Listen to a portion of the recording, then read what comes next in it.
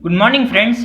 आज के हमारे इस वीडियो का टॉपिक है damped free vibrations with viscous damping. अभी तक हमने अनडैम्प्ड फ्री वाइब्रेशंस के सारे टॉपिक अपने पहले के वीडियो में कवर अप कर रखे हैं, तो आप चाहो तो उसे मेरी चैनल पर जाकर देख सकते हो। तो इस वीडियो में हम क्या देखेंगे कि डैम्प्ड फ्री वाइब्रेशंस क्या होते हैं, विस्कस डैम्पिंग वो क्या होता है, उसके अलावा डैम्प्ड फ्री वाइब्रेशंस के लिए स्टैंडर्ड इक्वेशन वो क्या होता है वो भी हम डिराइव करके देखेंगे। So starting with the damped free vibrations, आपको पहले भी बताया गया है कि फ्री वाइब्रेशंस क्या है। तो जब किसी मास एंड स्प्रिंग बॉडी को हम एक्सटर्नल एक्साइटिंग फोर्स दे के छोड़ दें तो वो अपनी एक नेचुरल फ्रीक्वेंसी पे वाइब्रेट करेगा, वैसे वाइब्रेशंस को हम फ्री वाइब्रेशंस कहते हैं। और डैम्प्ड फ्री वाइब्रेशंस मीन्स क्या कि जो एक्सटर्नल एक्साइटिंग फोर्स देने के बाद नेचुरल फ्रीक्वेंसी पे सिस्टम वाइब्रेट हो रही है, उसके एम्पलीट्यूड धीरे धीरे कम होते जाएंगे and at certain time period T वो अगेन एक स्टैटिक इक्विलिब्रियम कंडीशन में आके रुक जाएंगे। एंड विस्कस डैम्पिंग मीन्स, तो विस्कस डैम्पिंग की पहले डेफिनेशन पढ़ें तो in this the two surfaces having relative motion of a surface are separated by a viscous fluid film which offers resistance to motion of one surface with respect to other surface. This resistance is known as damping resistance and this is done by a damper. यहाँ पे मैंने एक figure draw कर रखा है जिसमें हमने अभी तक जैसा देखा था मास को स्प्रिंग के साथ तो अटैच किया हुआ ही है, उसके साथ और एक अटैचमेंट दी गई है डैम्पर की। अब ये डैम्पर क्या करता है, तो डैम्पर वेरियस टाइप्स के होते हैं।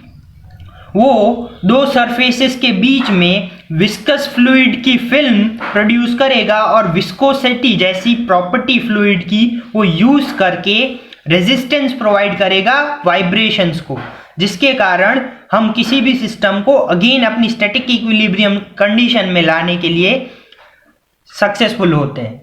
तो according to Newton's law damping resistance is given by damping force जो होगा वो F is equals to mu a v by y. यहाँ पे म्यू क्या होगा, फ्रिक्शन कोएफिशिएंट होगा, ए एरिया होगा, v वेलोसिटी होगा और y उसका डिस्टेंस होगा।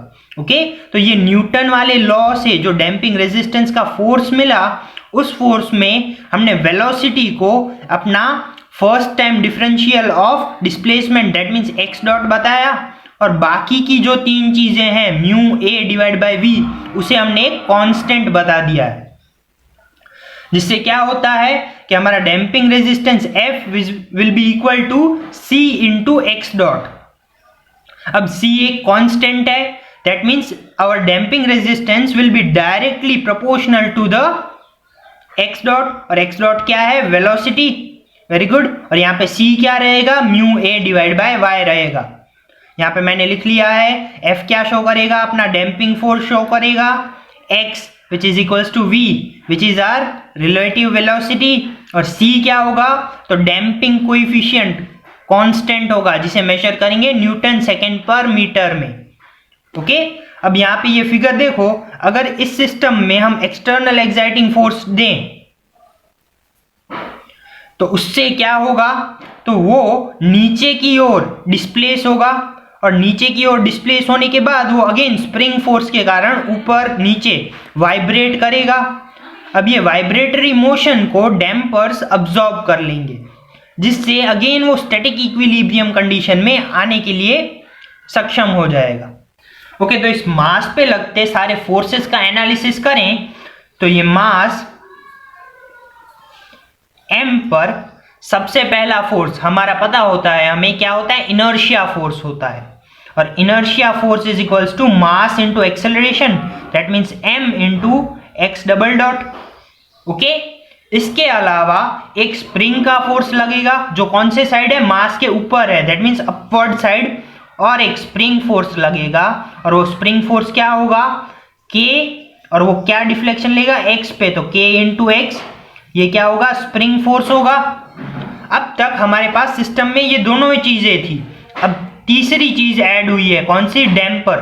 तो डैम्पर के कारण जो रेजिस्टेंस लगेगा वो होगा c इंटू एक्स डॉट, क्योंकि हमने यहाँ पे क्या देखा कि damping force is directly proportional to velocity, इसीलिए यहाँ पे damping constant c into x dot लगेगा। जो हमारा डैम्पिंग फोर्स था वो भी कैसा लगता है, अपवर्ड डायरेक्शन में लगता है, क्योंकि वो मार्क्स के ऊपर साइड है।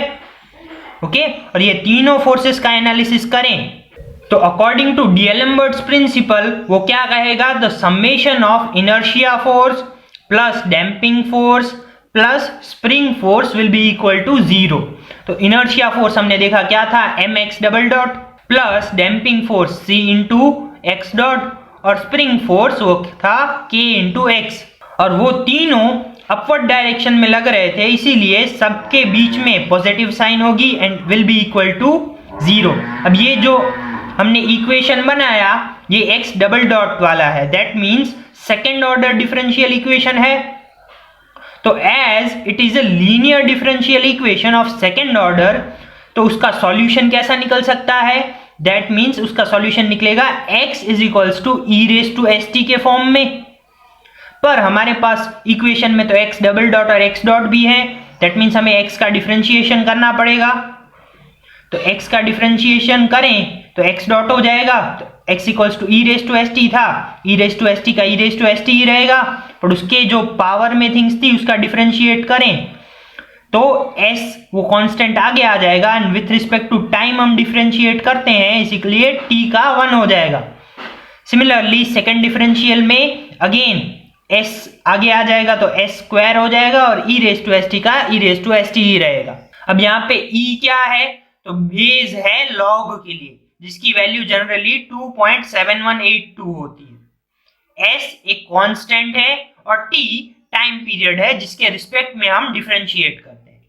ओके, तो अब x डॉट और x डबल डॉट की वैल्यूज को हम अपने मेन इक्वेशन में पुट करें तो हमें क्या मिलता है कि ms square into e raise to s t plus cs into e raise to s t plus k into e raise to s t. इन तीनों में e raise to s t को मैं अगर कॉमन निकाल के इक्वल्स टू के दूसरी बाजू या दैट मींस 0 के पास भेजकर इक्वलाइज कर दूं तो मेरा इक्वेशन क्या बन जाएगा, ms square plus cs plus k equals to 0। अब आप इसे standard quadratic equation ax square plus bx plus c के साथ कंपेयर कर सकते हैं।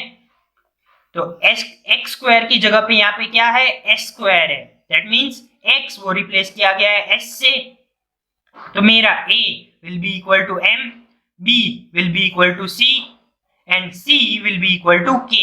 तो हम इस क्वाड्रेटिक इक्वेशन को डिटरमिनेंट की मेथड से सॉल्व करें, that means minus b plus minus under root में b square minus 4ac upon 2a से सॉल्व करें तो मेरी यहाँ पे a b और c तीनों वैल्यूज यहाँ पे लिखी गई हैं, तो मेरे दो रूट्स निकलेंगे, बट ऑब्वियस है यहाँ पे s का स्क्वायर है, दैट मींस मैक्सिमम दो रूट्स निकलेंगे, s1 and s2 will be equal to minus b था तो b क्या है, c है हमारा, तो minus c plus minus under root में b square minus 4ac, b हमारा c है, b square minus 4a and c upon 2 into a जो हमारा m है। ओके, इसे हम और सिंप्लीफाई कैसे कर सकते हैं, तो 2 को c के डिनोमिनेटर में भी दे सकते हैं और इस रूट के डिनोमिनेटर में भी दे सकते हैं, पर अगर इसे हम रूट के अंदर डालें तो वो स्क्वायर हो जाएगा। तो यहाँ पे रूट के अंदर c अपॉन 2m तो होल स्क्वायर हो गया, और 2m का स्क्वायर करूं तो वो क्या हो जाता है, 4m स्क्वायर हो जाता है।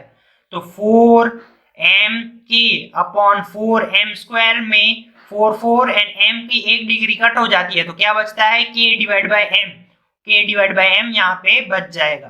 ओके, तो अल्टीमेटली हमारे s के कांस्टेंट जिसे हम फाइंड कर रहे थे उसके दो इक्वेशंस क्या होंगे, minus c plus under root में c upon 2m the whole square minus k by m, second minus c upon 2m minus under root में c upon 2m the whole square minus k by m।